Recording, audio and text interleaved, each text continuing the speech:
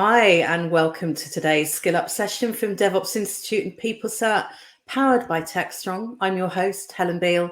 Today, we are talking about how AI impacts service management. On our panel today, we have Rob Achuk and Suresh GP. Welcome to our panel. Before we get started, I want to let the audience know that this program is live and being recorded, so you can view it again on demand. Also, there are chat and QA boxes on the right side of your screen to communicate with the general audience in chat and questions for us in the Q&A. So let's start with some introductions. Let's start with Suresh. Would you like to tell the audience all about yourself? Hey, good morning, good afternoon, good evening. Thanks for joining us at this episode of How AI Impacts Service Management. My name is Suresh GP. I'm the Managing Director of Top Solutions. I'm also the Global Ambassador of the DevOps Institute, and I've been very passionate about service management since 2005, coming from ITIL version 2. So I'm looking forward to see what is AI doing with service management. It's going to be a great conversation with Rob. Yeah, Rob, let's hear from you. Yeah, good day. Yeah, my name is Rob Akershoek. I'm an IT management architect, DevSecOps consultant. So I work for organizations, helping them to look at the end-to-end blueprint for the IT organization, the end-to-end processes. Nowadays, we often call them value streams, but looking at the end-to-end flow of work in the IT function. There are different practices, ITIL, DevOps, IT for IT.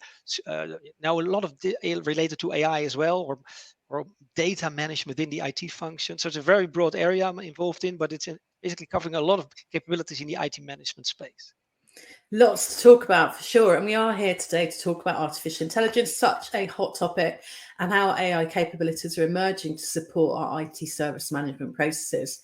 Broadly, I think we can categorize these capabilities into a couple of categories. One is the ones that are driven by generative AI and large language models, and then the more algorithmic and machine learning driven AI. But let's start actually by talking about the IT service management platform itself, or the service desk. So, Rob, what are the main capabilities that you see available for that tool, or that set of tools? Yeah, so if you look at AI is applied in a lot of areas in the IT management space, but if you focus on your service management system, if you can say that, like typically supporting this, let's say the self-service, self-help, instant problem change, config management. But in that space, you see a lot of new developments that many larger IT service management vendors are investing a lot in AI for their service management processes. So it typically has started in the area of self-service and self-help with a virtual assistant. So that's typically where a lot of AI was initially used, so that you can talk to an agent, but also there's a self-service, self-help capabilities and sentiment analysis. So basically it's maybe the AI part is not always that great in these areas, because a lot of times it's like creating a kind of a conversation that you have with the agent, but more and more intelligence input into that, so the end users can fix issues themselves. So that's probably the area where most ITSM vendors have invested in. So that's where we've got a chatbot and we're going, chatbot, I've forgotten my password, or chatbot, how do I install this thing? That sort of thing. Yeah, that typically is a kind of use case. In the past, they were very scripted, almost like you come in, you say what is your issue, and they try to go in through a number of, let's say, stories that you can follow. But it could be like I have an issue, or I want to request something, or I have a general question. So the bot can look at knowledge base, but it basically try to understand what you're saying and try to match that with knowledge and open instance maybe, or advising things to you. So it's a combination of knowledge that is provided by the virtual assistant plus the scripting, if you will, almost like. But there's of course natural language processing is in there. But you see that these bots become more intelligent. So that actually is also using data from other places like Microsoft Knowledge. So it tries to combine things in more integrated way from your laptop that you might have used. Let's say what application you use with knowledge and data from the IT service management system. But that is more like the user interface, but you see also more and more vendors investing more in AI on the back end in your service management system. Like if an incident is created, the system can help you to automatically categorize, route, and prioritize the issue and incident based on historic data, for example. So there's a lot of, in the incident space, AI is coming more and more, helping you to, for example, match similar incidents in the past, which uses the data that you have plus some algorithms to find, oh, this is probably a similar incident we had in the past, or there are other issues outstanding at this moment, maybe detected by monitoring tools, that we can match and say, oh, maybe that's the root cause. So supporting root cause analysis. And look at clustering data from other tickets, monitoring tools, historic data. And I think we'll probably come back to that when we come back to AI. yes, Oh, yeah, indeed, yeah. We got actually our first question from the audience. I think it may have been partly triggered by your reference to sentiment analysis, which for me, when I say sentiment analysis, I think more about marketeers using Twitter and using other, Instagram, Facebook, whatever, different social platforms to find out how their customers feel. But the question that from Simone is, what are your thoughts about an emotionally intelligent chatbot buddy for the service desk analyst? Yeah, you see the kind of sentiment analysis that the chatbot is trying to diagnose. Are you really frustrated at this moment? It could be like you have a question or something is not working, and based on the answers and questions, you see, okay, this person is really frustrated. Maybe I need to route it to a live agent immediately, because a lot of bots, they don't have the knowledge of what to do. So you can be frustrated with a bot sometimes, right? It doesn't help you. So sentiment analysis can be used in that to identify, how big is the issue. This customer is like really unsatisfied, or the user, and can we maybe route it to a live agent at that same time, faster than now asking another question, asking, oh, did I help you correctly? No, you didn't help me at all. So those kind of things you see. And because of digital experience management, like monitor the user experience, that's where it's interesting, where nowadays you have solutions that on the workplace itself, it monitors how well the laptop is functioning. Is there any issue with performance? So if you know the data already, and then the end user connects to a chatbot, then maybe they can use that data together and say, okay, there is frustration at the user side. We know some information. Maybe we can assist it with the live agent even, right? Better. Yeah. And Suresh, in your experience, is this like the chatbot on a service desk? Is that like a standard implementation pattern now? Does everyone have it, or is it still something that's emerging? Yeah. So one of the things that we have seen, Helen and Rob, that of course chatbot is being commonly used now, but the level of degree of interpretation is varying with a lot of clients, right? So we have the basic level of setup where you look at using this as a chatbot, because for a couple of our clients, we have seen that we have replaced almost 25% of the tickets from that hits the service desk through chatbot, right? So based on the historical data that we have got around, and I want to kind of spend a little bit time on what Simone says about becoming emotionally intelligent. We wish that this was very easy, right? It's not, right? And that's why I think humans cannot be replaced. But having said that, the part of the chatbot is mostly that it is very restricted towards the information that they have, and you cannot just keep on curating the information, because a lot of data that needs to reside has to be holistically thought over. So from that particular perspective, one of the things that I've seen in an implementation is that it has got the strike one, strike two, strike three rule. So in strike one is once a particular response is given by the chat agent, and if it's not going well, it automatically converts to a Slack channel where there is a live agent who knows exactly what needs to be done. Because today we live in a world of attention deficit syndrome. So if you really don't pay sensitively of the work that is being done, people are just going to jump and start ranting around. So it's going to be very important that chatbot seems to be like a double-edged sword. It could be really doing a great job in terms of productivity improvement. It could also be worse because they would probably get frustrated. So people are just in that dilemma of looking at what is the right level in which chatbots are going to be leveraged, and that's it's an ongoing task, but I think we are slowly getting there.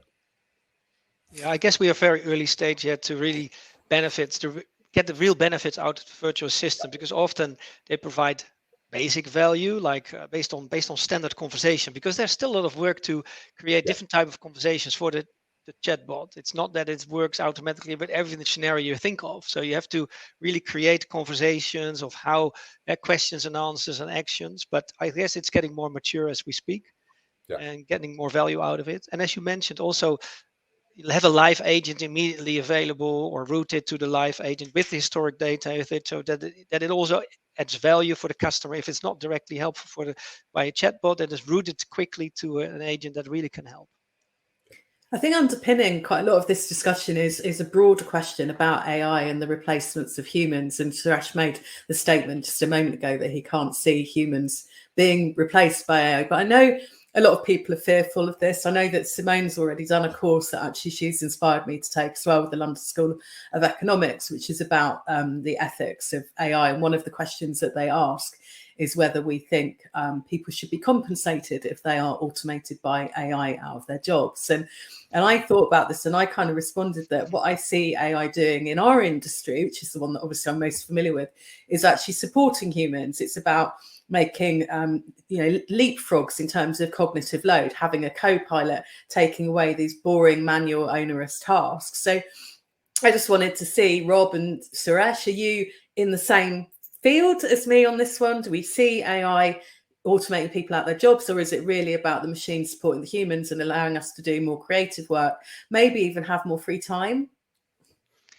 Yeah, I think I fully agree with you, Helen. I think so, that because a lot of time it is and supporting the IT specialist to do more work with less efforts, right? So you see that similar in the industry, like groceries industry. In the past, getting your groceries through the cashier is a lot of work because they have to scan everything, and now you scan yourself. And so, but they still are there to help and assist and check things. So I guess it is maybe the productivity is improved, and some of the work we didn't had time for, typically, like for example maintaining knowledge information and looking at data, that we can improve the communication with our end users, like informing them of planned outages or issues. So now we can do that kind of work, but that's always also supported by AI to help to format like a release notes, publication to stakeholders. So I guess we still have the need for those people, but they can do more now and supporting their job there by using AI. So for me, I think the primary driver is about looking at what is human really good at, right? We are really good at a quotient called LQ, right? Like Jack Ma says that we need to move from IQ to EQ to LQ, right? From intelligent quotient to emotional quotient to love quotient. The level of compassion, empathy cannot be taught at the moment to bots. So the whole advantage for humans is to hold that ownership with the end user. They are trying to empathize with that people. They can leverage AI to get the data to support and make things like what Rob said, being productive, being much more seamless. But I think it's all important of a service desk is to own that communication so that someone can pick up the phone and talk to someone. It's going to be super important.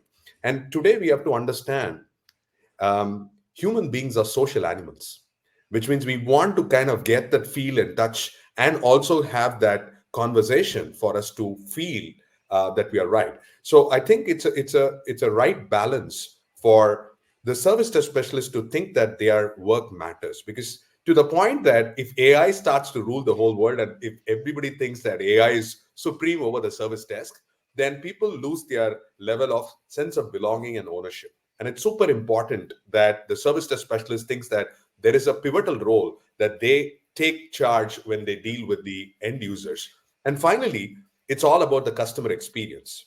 So at the end of the day, the measurement is not about ticket resolution and saying your response and resolution time. How have I made sure that the experience has been seamless? So in terms of every touch point within that whole interface, have we responded? And that's where AI becomes very critical, because you cannot be in all over the place to see what transactions that the customer is kind of going through. So having the right level of interventions of AI at entire value stream will become so useful. So I think there's a good combination of friend rather than a foe of AI and human to make sure that it is more meaningful. And it depends also, a lot of my kids at least, if they, let's say they're a service they're consuming, could be Netflix or whatever, it doesn't work. They don't want to call a person, because some Sure. people don't even want to talk to in service support, right? They just rather go to a bot or a site that they can fix the issue themselves, because not always you want to complain to a person immediately. You just want to get it solved by maybe just the right information. It could be as simple saying, oh, we know there is an issue at this moment.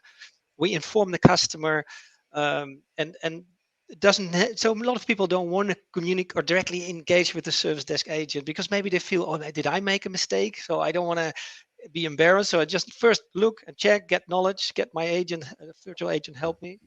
And I think more and more people are in that space. So if you want to order something like on a request, and the same as you go to Amazon.com, you don't want to talk to a person. You just want to browse the catalog, choose yourself, and then select. So there's not. So you see a lot of people don't need to engage persons to do their request work, right? It's also to do with generational difference, Rob. If you're looking Yes. at Jane and baby boomers, we kind of look at more of the conversations over phone. Whereas when you go to Gen Z and millennials, that's more about people think that, okay, let me just Yeah. do all the work and then the stuff. It's also generational differences. But I'm interested in another topic than Helen as well. Imagine we don't collect a lot of user experience data at the service management at today, right? Like asking a customer, how well did you experience this service? Like it could be a customer survey or capture user experience feedback based on incident or the service usage. You could use chatbots or AI also to collect that data from the customers, and they like it could be a survey that's more intelligent, collecting the right sentimental data, and then we use that for learning. It's like you're looking at what the audience is saying, because Oh, there's a couple of things going on. One is that I posted an article about IQ, EQ, and LQ. So Suresh was talking about that, and Simone made the comment that she thinks the learning quotient is a combination of customer experience and employee experience, that kind of total experience, which is kind of where you're getting to. And we've also got a question from Shahid. When we talk about chatbot and replacing humans, are we talking about machine learning, especially supervised or unsupervised? As you were saying, I think, Rob, earlier, a lot of what we're seeing with the chatbots at the moment is it really AI or is it scripts? yeah. It's not, and the definitions of AI can get quite fuzzy. Another course I've done recently is on Get Smarter, or edX's Google's AI for Anyone, and it's very machine learning oriented. Basically, it makes the kind of distinction that AI is machine learning, and I know different people would argue different things. And in fact, another AI expert I was watching a video of, he said that we've had AI for years. The thermostat in your home is effectively AI. It's got sensors, it receives information, and it changes something as a result of it. And I think that's not really AI, but I think what Shahid is asking about is what you were just describing. So actually a model where it is being actively fed data from multiple sources and it is building on its ability to respond to different things. I think it should probably be supervised. I think probably all AI should be supervised because, as we know, it's very easy either to get statistical bias because we've overfitted or got the wrong sort of data, or we build in bias that exists in our society that we'd rather didn't, and we need to actively address it. Yeah, but at this moment, you see a lot of the virtual agents or assistants. They are trained for a specific type of conversations, and they're like supervised learning and predefined models, almost like conversations. They often call that model. So that's predefined models. Could be like I have a request model that say, oh, you want to order something, and this is and it gets the catalog data. But there's a specific type of steps that you can go through. So in that sense, it's limited to those type of conversations. And for me also, it's that you need to define what is AI, because doing AI in service management is a very broader term. So I would probably restrict, let's say, AIOps, for example, then define what has AIOps done. For example, AIOps is the practice of applying artificial intelligence to IT operations. So the specific scope has to be very clear. So in practice, when you say organizations are implementing AIOps, they're looking at big data and machine learning, obviously, because there is an engine behind that, right? Which has the capability to accelerate, automate, simplify all the tasks related to performance systems with providing that level of reliability. So it's also about trying to define the scope of where we are using this in the context, because at the end of the day, context becomes super important, and how you are leveraging that. So I just want to get that in perspective when we look at machine learning as well. Yeah, I think we spent a long time talking about chatbots, which is basically, as I said earlier, broadly, let's try and categorize into generative AI and algorithmic AI. And the chatbots are very much about those large language models, whereas the AIOps piece is very much more about the algorithms and, as you say, using large data sets to learn from it. So let's, since we've started on it, let's carry on with AIOps a little bit more. Rob, AIOps, who's using it? What's the key use case and what are the outcomes that we're looking for? Yeah, AIOps typically started from the monitoring observability perspective. So you saw in the past key vendors in the monitoring space, and there were a few new vendors in the AIOps space saying what we can do is monitor your environment with metrics, traces, log data, and try to identify issues before they have business impact, more like prevent outages and try to identify issues and root cause analysis. So that's the space where AIOps is typically used in today, is like collect and monitoring data from different sources, typically like your Yeah. network monitoring, the platform application performance monitoring, all together in an integrated, And let's that's say. the point, isn't it? Is that there are a lot of monitoring tools in organizations. I think the State of Availability report last year from Microsoft said an average of 14 different monitoring tools per organization. So you get a lot of noise, which is really hard to get people with alert fatigue. Yeah, that's why I think AI in the monitoring space was started, because there's a large volume of data, separated, disconnected data sets. Like you mentioned, your network monitoring, the application platform monitoring. There is some synthetic monitoring place, log analytics. As you mentioned, there's often over 10 or 12 different tools to use to monitoring that didn't come together in an integrated system. In the past, they had an event management system where the events came in, but then it was, like you said, a lot of events. There was difficult to filter out what is important, false alarms. So that's the first space I see that AI is leveraged to look at data patterns over time and try to predict anomaly detection, identify the basically what's really important to act upon and what's not.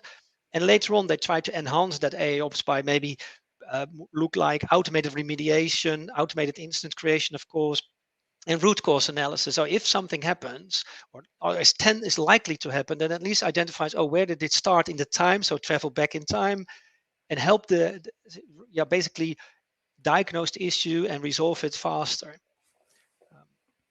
and prevent issues.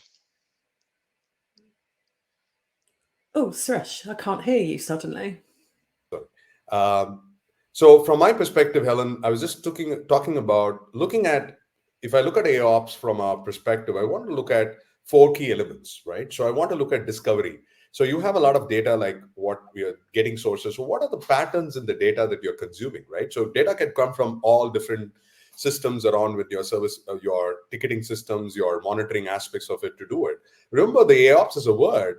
This was coined by Gartner in 2016, right? And so if I look at from an insight perspective, so I want to talk about AIOps solution from an insight perspective. Number one, you discover or find the patterns in the data.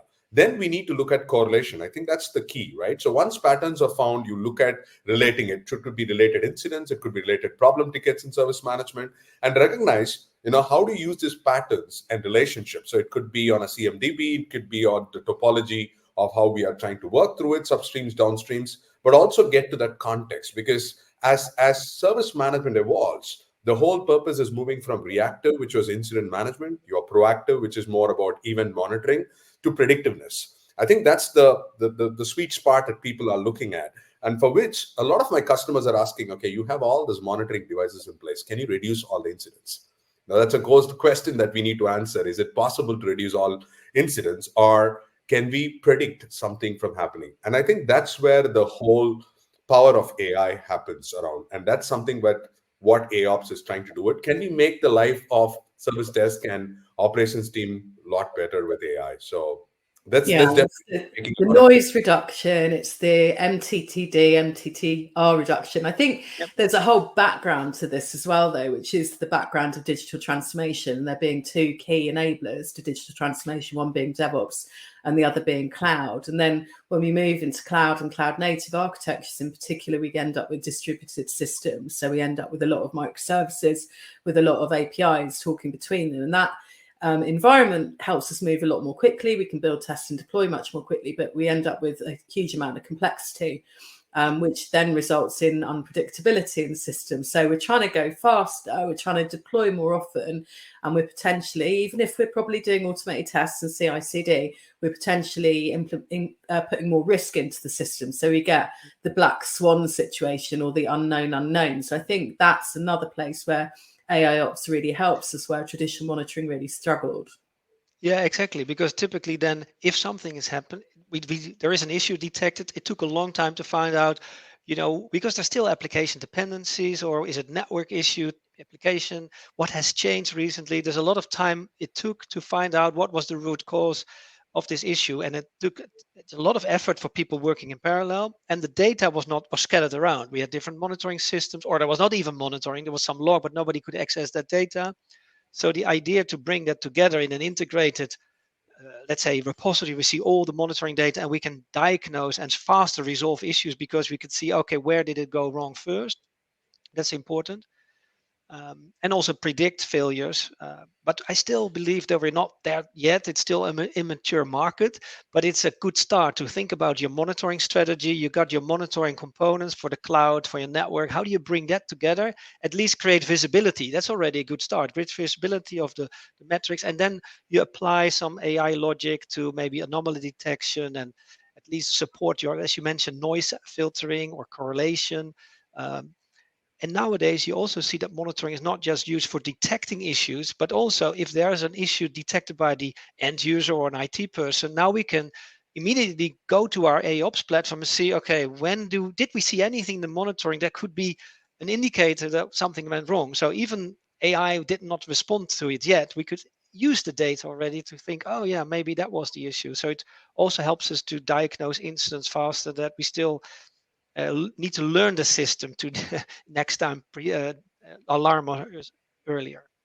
I think this is also part of the observability aspect, right? Because I Yeah, think we have glorified monitoring for a long period of time. I think we should shift gears because monitoring is going to tell you just the symptoms, but the true causes, because there could be, even in problem management, we have one too many reasons something failed.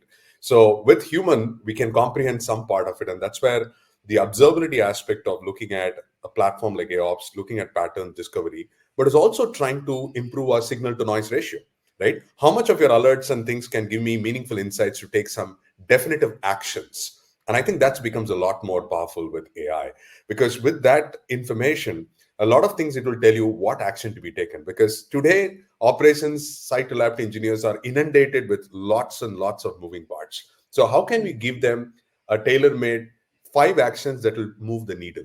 And for me, that is a great opportunity that could only be realized from some kind of a sophisticated AIOps platform. So it helps me to be more productive. It reduces my toil. It improves my automation capability. And I'm able to see the visible difference, like the way of looking at the end-to-end value chain. And to your point, Rob, that you talk about IT for IT, if I'm looking at detect to correct as a value stream, how are we going to even do that? And that's where I think this AIOps will become a lot more tighter fit in, because from the way that we detect from the time till the closure, that will become a good use case for me as well as on AI platforms. absolutely. And basically, where we see AI applied is where there's a large volume of data typically. And if we don't have the data, there's not much use case for AI. But in those areas like monitoring, a lot of data, people cannot process all that data. So we need automation and AI to basically make sense of all those volumes of data. But that's still something we are still learning, because monitoring data is still, most organizations don't have a very mature monitoring system yet. It's all still fragmented. And so we're in a very early stage, but that's typically an area because so much data in there. And that triggers for me another area, like config data is also a large volume of data, like you mentioned, Helen. So there could be containers spinning up and down. So it doesn't have to be the traditional CMDB, but configuration data stored in the cloud, what's running where, the versions, the software. That is also an interesting area where AI can play to understand my configurations, my versions, what are deployed, when is it changed, and to leverage that data to make sense and take decisions. So is that the kind of thing that would allow an organization to get a cross-organizational view of what people are doing with change and deployment? So you could maybe highlight risks. So for example, again, with our federated distributed architecture, we sometimes end up with a microservice over here and 3 teams changing it and perhaps not even realizing that all of them are going to work on that at the same point. So is that what you're saying AI plus a CMDB can help us with? Yes, indeed. So it's a similar as monitoring use case. We have configuration data typically stored already at the development phase in our source code, in our build repositories and deployment tools. We got them in our cloud, like Azure and AWS. They already know your configuration, and we have discovery and CMDB. But it's very difficult still to understand if there is an issue, what has changed, what version has been deployed when, and why is it deployed, and was it tested? Like that traceability. And if we can bring all the configuration data, not together in a traditional CMDB, but more together in a kind of almost like a digital twin of IT to know, okay, these are the components that have just been released and deployed. These are the changes. This version is running. Could be vulnerabilities. If we have a vulnerability on a software component, do we know, okay, these are all the components running. These are the teams accountable. This is where the build system is and the source code. We can fix it. So having understanding where the config data came from, where was it deployed, versions, that's typically a lot of complexity, right? Like you mentioned, containers, microservices, APIs, dependencies. If we can bring that configuration observability with AI, that helps a lot, that we can know what's running where, what has changed and why, and look at vulnerabilities and issues there. Well, let's talk about vulnerabilities a little bit more. Let's run with that for a little while. Yeah. So, Suresh, how can AI support DevSecOps? Well, that's a great question to ask, because a lot of people are paranoid about the whole part of security, right? And as a way to look at our velocity being increased day by day, we are looking at our DORA metrics of deployment frequency. It's also getting even more riskier about those threats and vulnerabilities, right? So one of the things that I've seen AI can kind of look at it, because if you look at OWASP's top 25 threats and vulnerabilities, you will have some of those things coming over. So AI has the ability to detect some of those right from the source code CI itself, right, from continuous integration standpoint. Not just for the tools from that we talk about static application security testing, but kind of giving you insight. These are the things that we need to watch out for. And that, for me, is a very important part from a developer standpoint. As they start to develop a piece of code, what are the kind of vulnerabilities that are kind of homegrown? And with observability packages that are kind of becoming bought, and with what we call as open telemetry kind of stuff, there is a level of automatic instrumentation that will help us to detect some of those things way ahead of terms. And for me, that's a definitely looking forward aspects, because the hackers are getting smarter every day. So we just need to be even more stepping up the game, and any help that we can get from AI will make a life a lot more easier for everybody. Yeah, I think the security is probably the largest case at this moment in investment in AI. So like could be a part of your SIEMs, your security monitoring, threat intelligence, vulnerability scanning. So in the security space, we see now the most investment in AI, because that's where you see, again, logs, a lot of volume data for monitoring, a lot of configuration like vulnerabilities or threats. And you need a kind of a data intelligence system to collect the data, take decisions, what is priority, what is important, get feeds from external like vulnerability databases into that. So I think SecOps and DevSecOps, typically SecOps here is a really a big AI use case, right? Every vendor in the SIEM and the space in SecOps space leverages now AI to do security incident analytics. Also the same as we do for AIOps, analyze security events and incident, detect what's going wrong. Could be the logs that they look into, or people accessing system where they should not, or changes that we see that have not been authorized. On those areas, that's a big space in AI at this moment, security operations. Yeah. And we've seen that with Log4j, for example, 2 years ago. We already had insight in all the vulnerabilities. We could say, oh, these are the 100 servers where there's a Log4j issue. But what's difficult is finding the teams that are actually accountable for this, what application is running on it, which team is it, in which source code build repository do we need to fix it and deploy it again. But now in the DevSecOps, we do a shift left. We already, prior to deployment in production, already scan their development environment to say, oh, here are the potential vulnerabilities, hopefully before they're even deployed. So we shift left with security as well, and threats. And your SBOMs, of course. The SBOM is, yes. Materials in place. Yeah. It's good that you mentioned that, because that's also a key area. Like, so the software bill of material is like building a picture of my application. What are all the components that my application is using? Where does they come from? The versions, dependencies. And that's typically also kind of config data, if you will. And that's where it's a typical trend at this moment to do a sort of SBOM analysis, including security and threats and license management to that as well, right? Do we have the software license for all these components? Yeah, that's a key area. So I was ready to move off security until Simone just asked a question, which has just opened up one of my favorite topics, actually, which is about penetration testing or vulnerability testing. So I used to work for IBM a long time ago, and we used to have something called AppScan, which was automated penetration testing. And it was quite hard to sell to people until they'd had a breach, and then suddenly they needed it tomorrow, please, Helen. But I've always had a passion for this area because at the time we didn't have DevOps. So the way that you tested security was in production. There wasn't really a way to do the things that we've just described in terms of having an SBOM, in terms of being able to do things like integrate a pre-blessed security library into our integrated development environment and have a developer flagged if they were about to get a binary artifact that had a vulnerability that we didn't like, and give them an actionable insight about what alternative version of struts or whatever it was that they could use that wasn't vulnerable. And all of that work that we were doing shifting left in security got me wondering about whether there was a future without a penetration assessment. And the answer can never be, there can't be ever. And actually, I think there's a trend towards shifting right anyway, and we're seeing it with things like progressive deployments. But kind of the point is around the penetration testing or the vulnerability assessment in production is that not all vulnerabilities are related to a vulnerable artifact. Some of them are to do with configurations. And if they're a configuration problem, that's not something that you're going to pick up in your SBOM. It's something that can only be tested in that manner.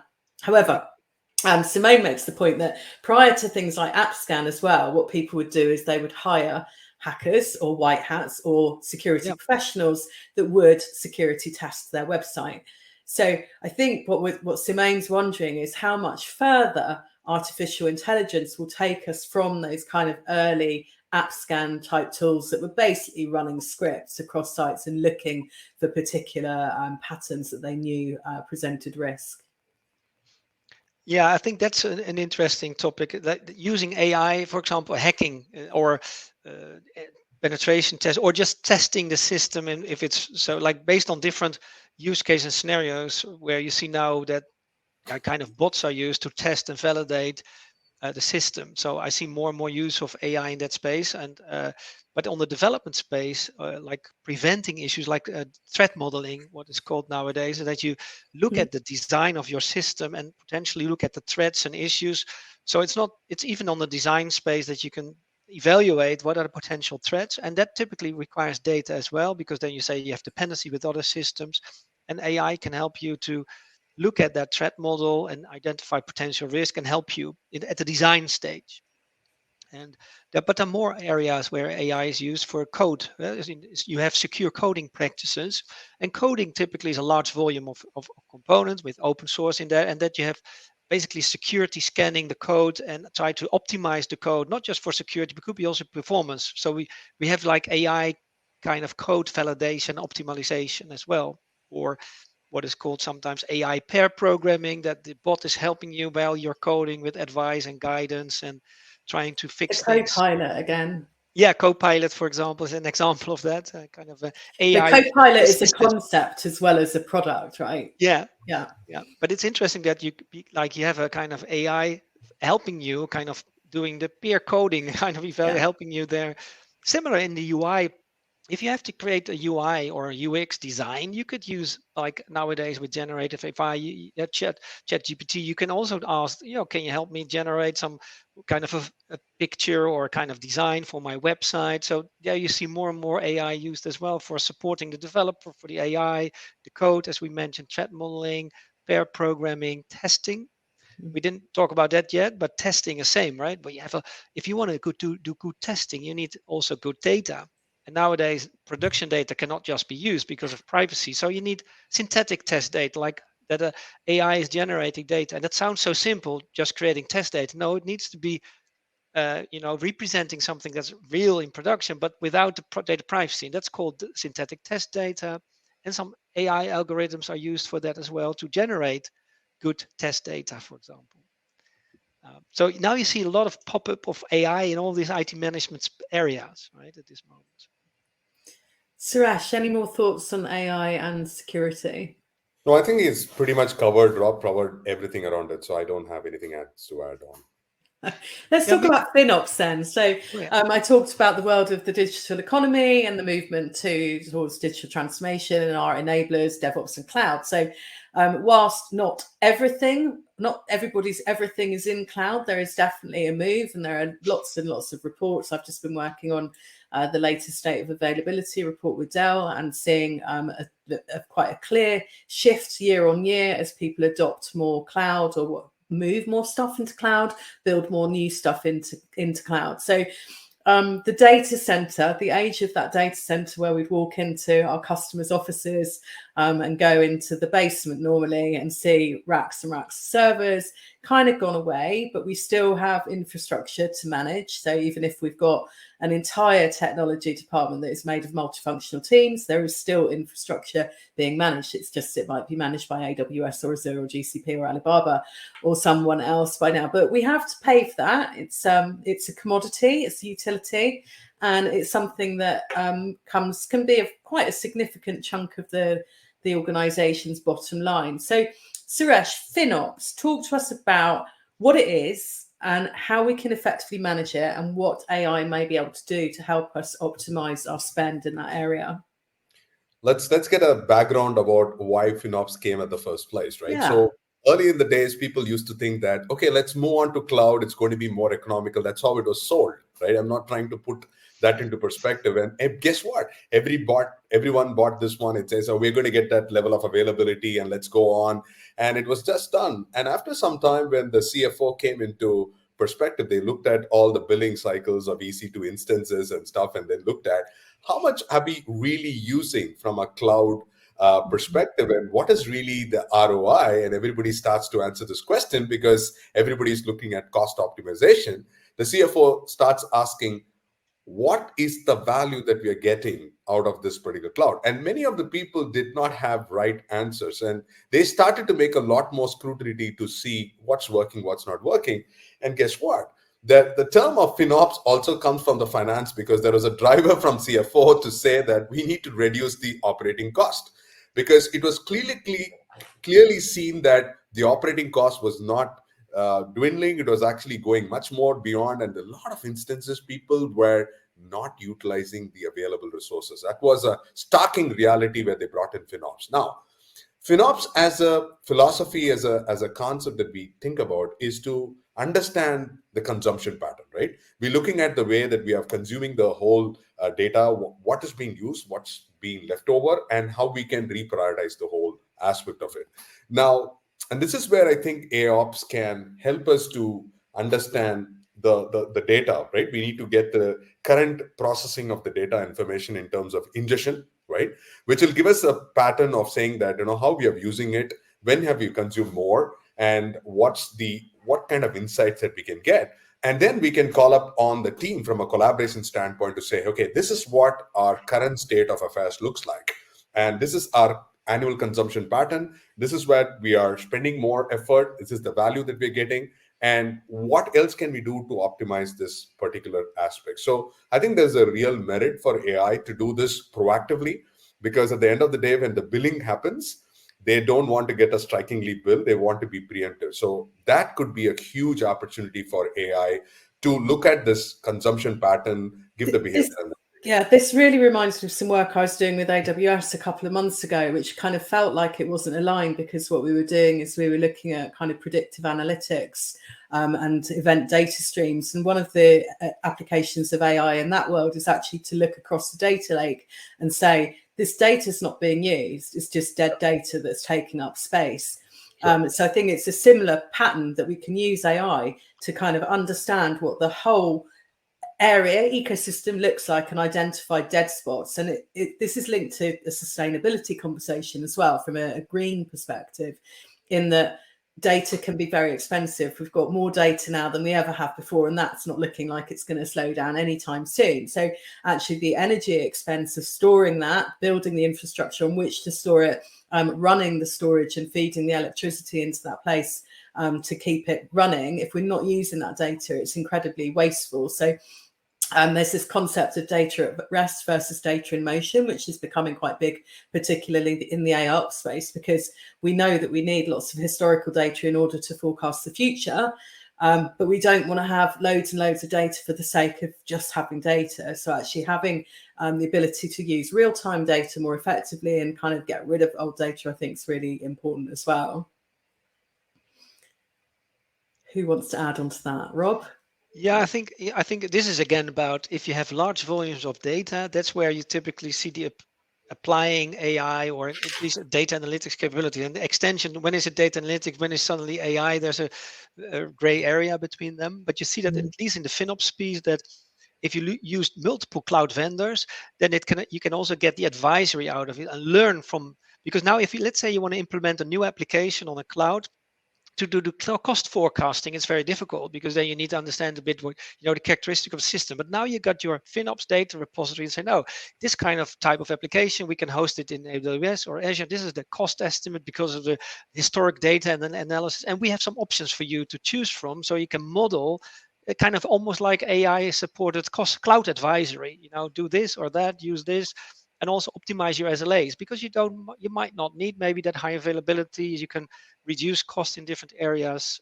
So I think that's an interesting space nowadays where AI is applied more and more. And again, this is applied in the systems that you buy in a FinOps tool, right? It's typically the FinOps vendors say, oh yeah, we include these AI components in it, and you get that if you activate that, or even you get it without even knowing it, right? Yeah. And you're right, underpinning all of this is the same algorithmic models, same predictive models, whether they're predicting an outage or they're predicting an upswing in marketing, or customers according to an action that we've done in our sales department.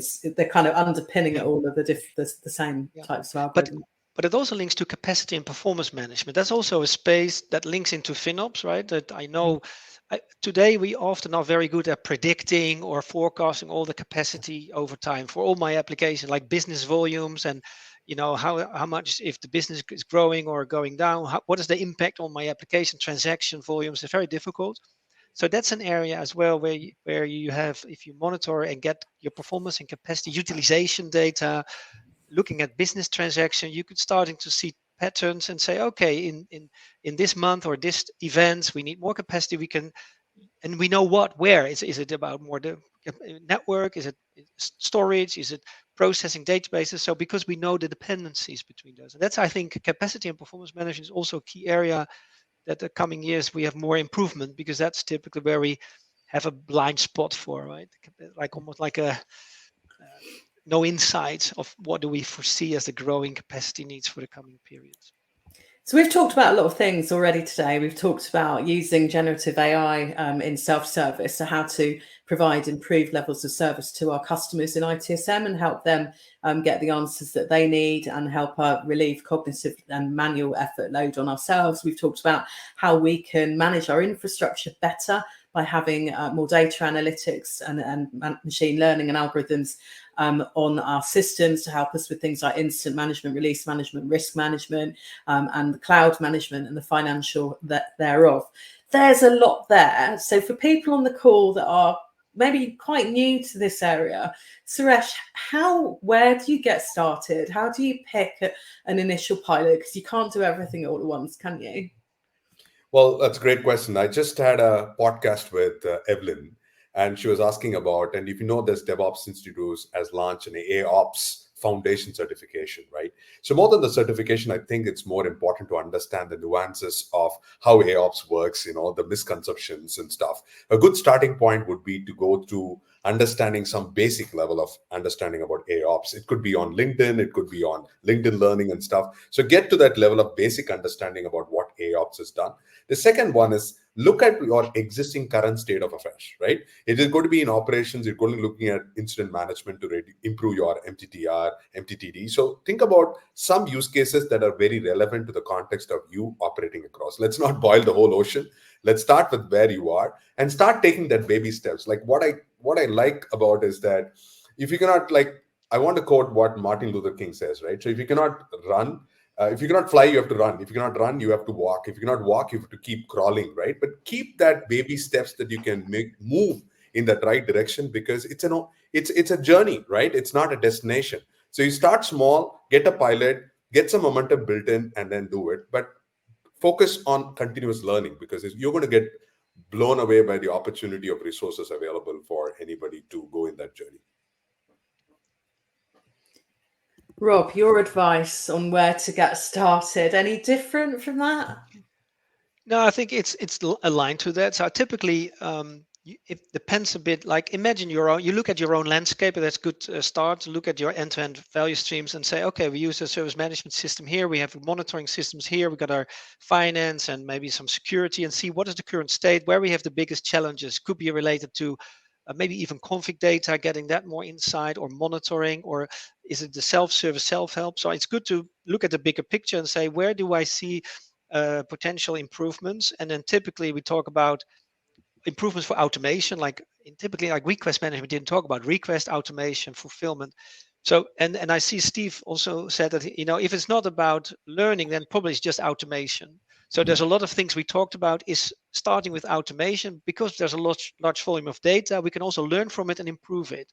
So I guess the big use case that you can look for is where we have a lot of data, we cannot leverage monitoring data, config data, security threats, my consumption usage data, and that's typically where we can apply the use case.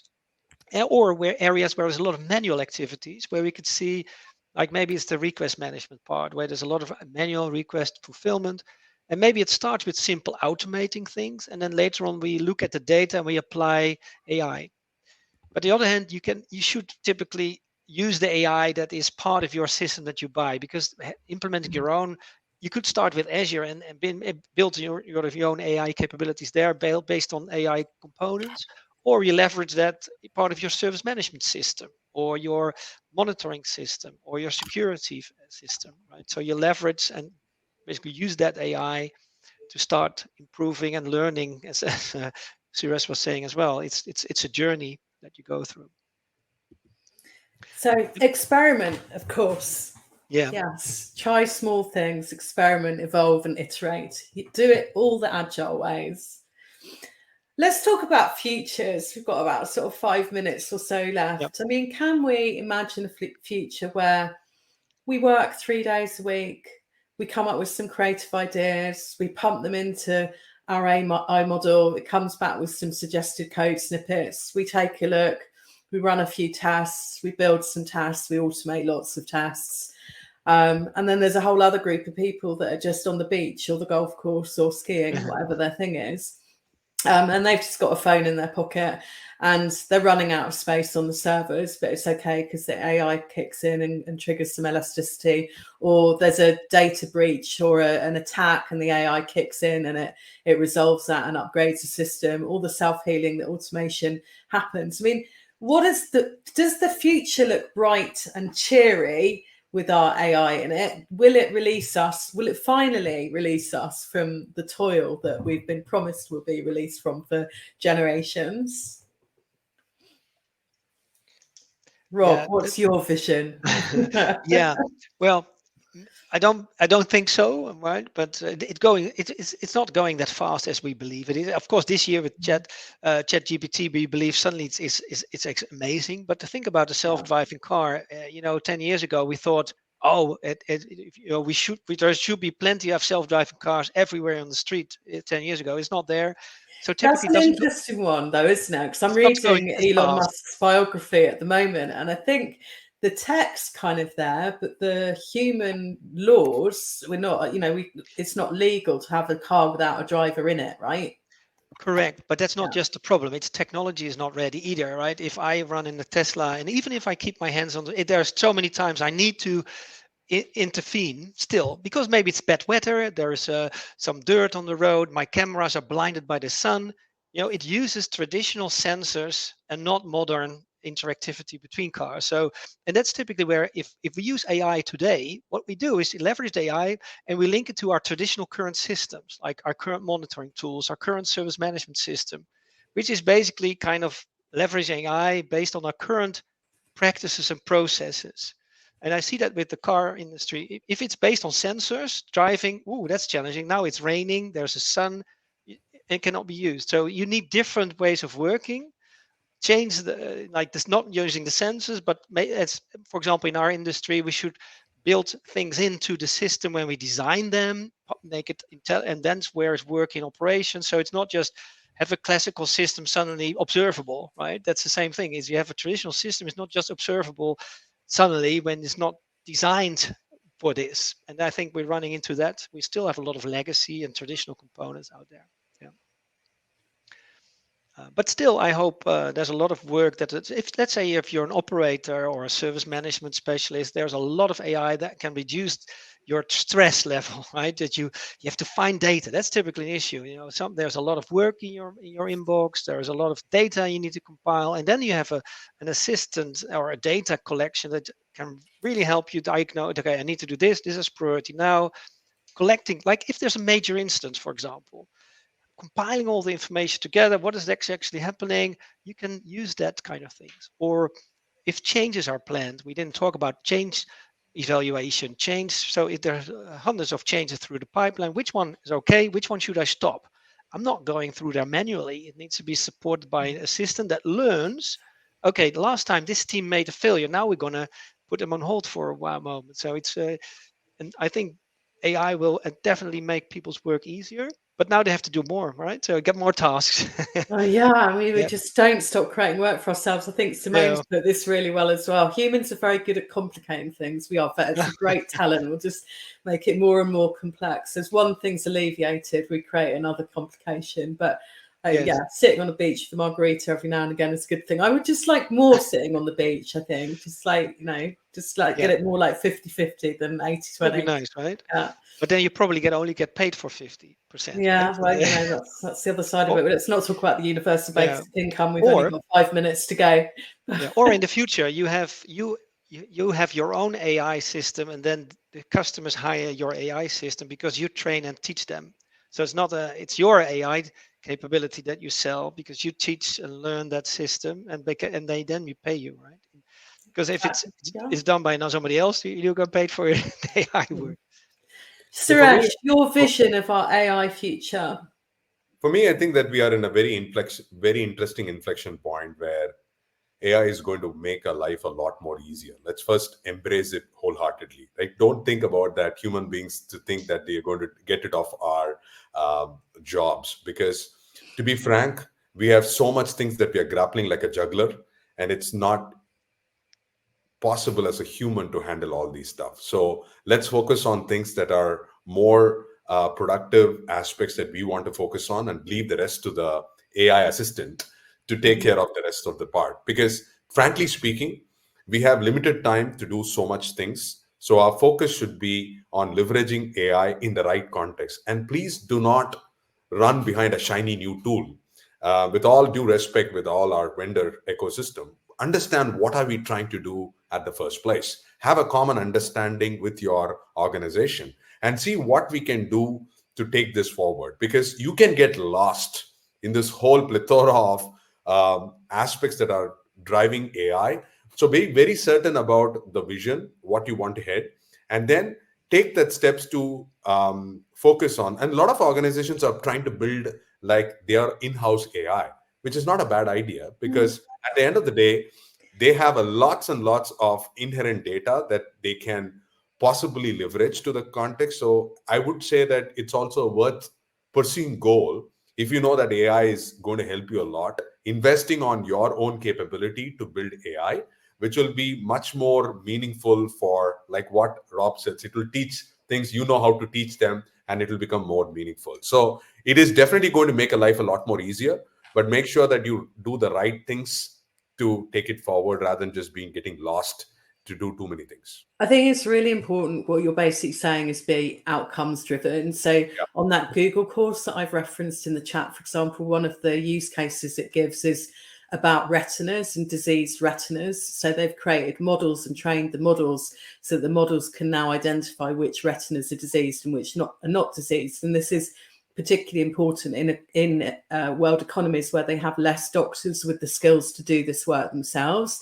They can diagnose a lot more problems with people and therefore resolve a lot more problems. I think we need to, even in ITSM, have what is the outcome that we're looking for? You know, if we have an MTTD that is 90 minutes at the moment, we want to reduce that to 30 minutes. That's what we're trying to invest in the AI for. And I think that's really key. I think I kind of shook my head for a moment when you talked about building your own AI, because I'm always a little bit anti-build your own. But then I started thinking about the kind of conversations you and I have about the nature of value, the nature of uniqueness of the company. And actually, a lot of the uniqueness of an organization and their value is in their data. So whilst they might want to use kind of low code, no code AI platforms to try and get started, they should probably be building their own patterns for their unique differentiating business capabilities.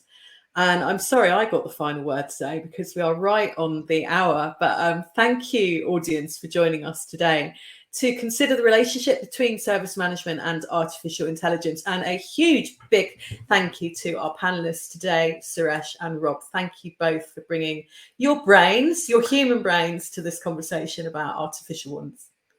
Thank you so much. Thank you, Helen. It was fun. Great. Enjoyed. Thank you for listening. And thanks for the panelists who just chimed in and stayed till the whole hour. We really appreciate your time and effort, and hope this was valuable for everyone. And stay in touch and have the conversation going on. Perfect. See you sometime, somewhere soon. Sure. Have a good AI journey. Bye-bye.